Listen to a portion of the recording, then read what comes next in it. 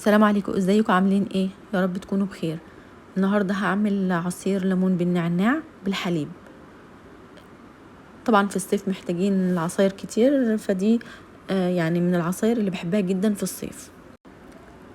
اول حاجه بحط كوبايه ميه ساقعه، 4 ليمونات كبار كده، بكون مقشراهم وشايله منهم البذر عشان مش يمرر معايا، و3 عيدان نعناع كده اخضر، ومكعبات تلج.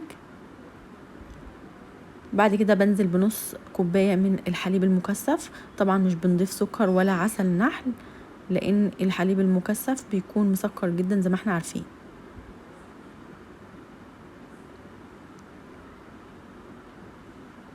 حابة تزودي السكر ممكن تضيفي معلقتين سكر او عسل نحل زي ما تحبي. وحطيت بقية المكعبات كده علشان حسيت ان هيكون قليل شوية. بعد كده ضربته في الخلاط كويس جدا وصفيته.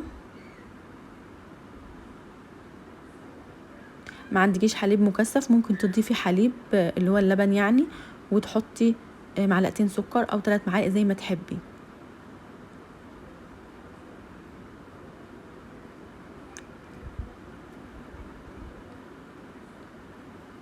بعد كده بقى قدمته بالطريقة دي. حطيت كده عودين نعناع كده في الجنب كده بطريقة حلوة. ممكن تحطي شريحة ليمون كده في الجنب.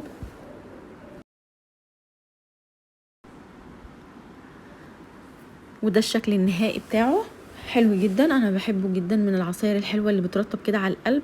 يا رب يكون عجبكم، والسلام عليكم ورحمة الله وبركاته.